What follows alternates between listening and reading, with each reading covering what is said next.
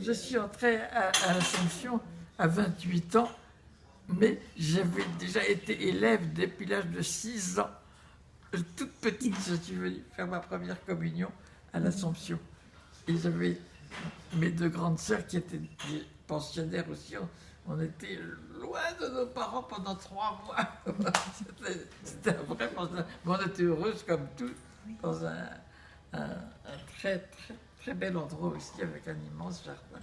Et alors, après, c'est la guerre. On n'a pas pu retourner. J'avais 13 ans au moment de la guerre. Et on n'a pas pu retourner au Val. Et du coup, alors, j'ai continué mes études dans le Nord. Et ça m'a rapproché de ma famille qui est du Nord, justement. Et voilà. Et une fois que j'ai fini mes études, c'était la fin de la guerre, c'était la libération. Grand bonheur, parce qu'on avait eu une occupation très, très dure, parce que le Nord, c'est près de l'Angleterre, tu vois. Alors, nous étions zone interdite. Et après le bac, il a fallu restaurer toute notre maison qui avait été occupée par les Allemands et le jardin. Donc on a beaucoup travaillé. Et entre-temps, j'avais entendu l'appel du Seigneur, mais je ne suis pas partie tout de suite parce qu'il fallait encore faire beaucoup de choses à la maison. Et du coup, j'ai travaillé comme adjointe d'hygiène scolaire, c'est-à-dire qu'on surveillait la santé des enfants dans les écoles. J'avais 35 villages sous ma juridiction. J'allais en vélo. Bon, après ça, on a eu une mobilette, c'était mieux. Mais j'ai beaucoup aimé ce travail aussi. Et ça m'a beaucoup aidé pour me préparer à la vie religieuse, d'être confrontée tu vois, à un travail. Il fallait surveiller, préparer la visite médicale, contacter les instituteurs, les secrétaires de mairie, les. Comment dirais-je? Et voilà, j'étais occupée pendant toute l'année scolaire, mais pendant les vacances, j'étais libre. Donc je pouvais encore faire beaucoup de choses à la maison. Et puis, l'heure est venue de prendre au sérieux la parole du Seigneur qui m'avait dit « Viens chez moi, tu seras missionnaire ». J'avais entendu ça quand j'avais 17 ans. J'étais en première, j'ai entendu cette parole. Et c'est toujours resté dans mon cœur. Et voilà, donc ma grande sœur était aussi là avec moi et nous sommes partis presque toutes les deux en même temps à l'Assomption. Nous étions toutes les deux anciennes élèves de l'Assomption et nous avions entendu l'appel missionnaire adressé par le Mère Marie-Denise à partir de 1954 et nous sommes partis. Alors, quand j'ai fini ma formation religieuse, nous avons été envoyés dans une petite école de quartier qui était dans le 16e, qui était très très pauvre et nous devions relayer une communauté qui est devenue trop vieille pour continuer à s'occuper des enfants. Et alors, j'étais avec sa Marie Laetitia d'ailleurs. On a fait ce qu'on a pu pendant 1 an, et puis après ça, on nous a envoyés à Lübeck. Là, j'ai travaillé pendant 5 ans, et puis après, j'étais à la maison mère pour être maîtresse des novices. Alors j'ai connu là des sœurs venant du monde entier, de l'Inde, de l'Afrique, du Japon, de France, de Belgique, d'Espagne, etc. Et voilà. Et pendant que j'étais là, au bout de 2 ans, que la mère générale m'a demandé de partir en Afrique parce qu'on devait fonder une nouvelle communauté pour créer une école pour les petites filles touareg au désert. Ah, alors j'étais très heureuse de partir dans une toute nouvelle fondation. Donc nous sommes partis à 4 et là où nous sommes allés, c'était dans le désert, une oasis où les pères rédemptoristes, qui avaient des missions un peu en plusieurs endroits dans le Niger, les pères rédemptoristes avaient fondé une école pour les garçons. Mais les petites filles ne pouvaient pas aller parce que c'était des maîtres, des hommes qui s'occupaient de la classe. Il fallait que ce soit une femme qui s'occupe des femmes. Bon. Alors, on m'a demandé donc de faire la classe aux petits qui rentraient à 6 ans. Tu vois. Alors j'ai eu une classe à peu près une trentaine de petits enfants, garçons et filles, ils étaient mélangés au début. On n'a eu que 5 petites filles, je crois. Et puis après ça, ça a augmenté à la fois. Alors, ces petits enfants arrivaient très intelligents. Et en 3 mois, ils se débrouillaient déjà très bien pour parler des choses simples, quoi, des choses de l'école, des choses de leur campement. Parce que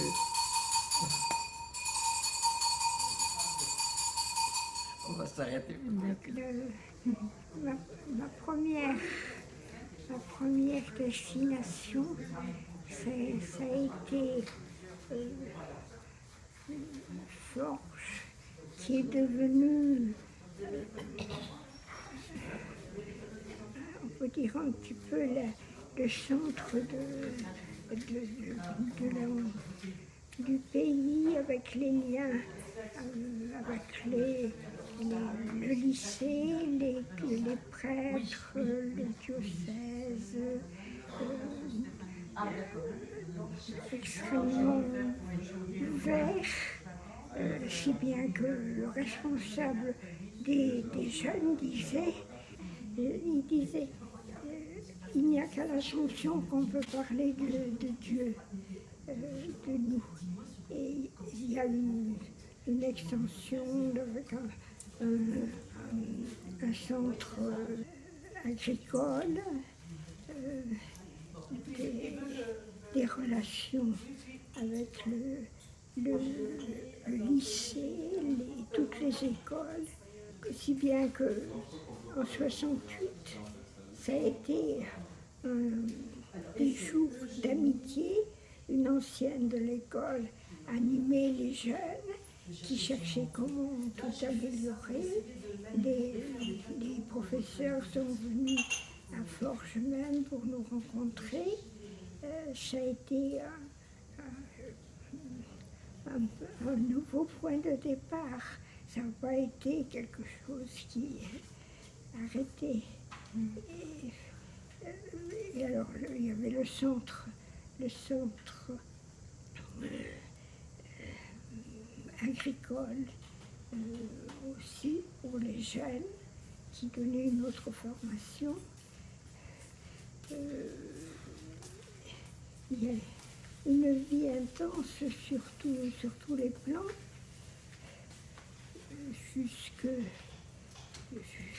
jusqu'au jour où on m'a demandé d'envoyer ma démission à la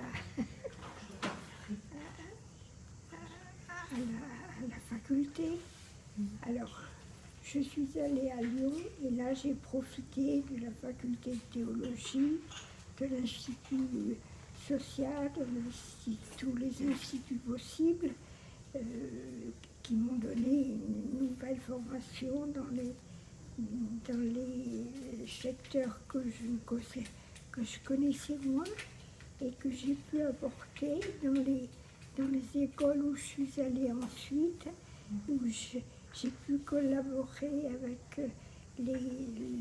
non seulement les professeurs, mais les directeurs, les responsables de diverses activités, avec tout le monde, parce que formation que cela m'avait donnée me mettait en ouverture, en amitié, en collaboration, un peu avec dans tous les secteurs. Puis il y a eu ici, j'ai eu un accident qui m'a arrêté complètement.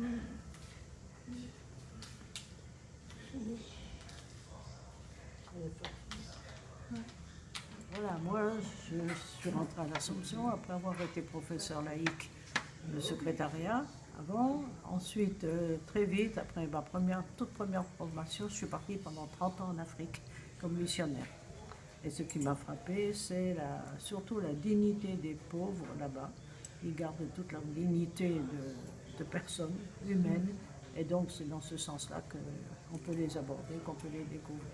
Ensuite, j'ai été dans un premier pays pour une formation et j'ai appris la langue locale pour pouvoir converser avec les élèves, avec les parents d'élèves, avec les gens de la ville de Sokodé au Togo. Et puis après, je suis descendue au sud Togo, puis après j'ai fait le Niger. Et c'est là que j'ai rencontré toutes ces grandes étendues de sable qui me mettent à moi avec ma spiritualité de quelque chose de grand. Et de Marie-Eugénie, notre fondatrice, hein, qui dit toujours que le monde est trop petit pour mon amour. Voilà, c'est ça que je retiens. Après, quand je suis revenue en France, là, ça a été un petit choc parce que je ne connaissais pas, même si on revenait en congé régulièrement, mais je ne connaissais plus toutes les lois, comment ça se passait. Et donc j'ai dû réapprendre un petit peu à vivre dans mon pays, ce qui n'est pas aussi facile parce qu'après 30 ans, on n'oublie pas ce qu'on a vécu comme expérience. Ensuite, je suis passée dans plusieurs maisons en France et je suis venue ici à Montpellier. Donc, ce qui me frappe à Montpellier, c'est d'abord le nombre d'associations qu'il y a sur la ville.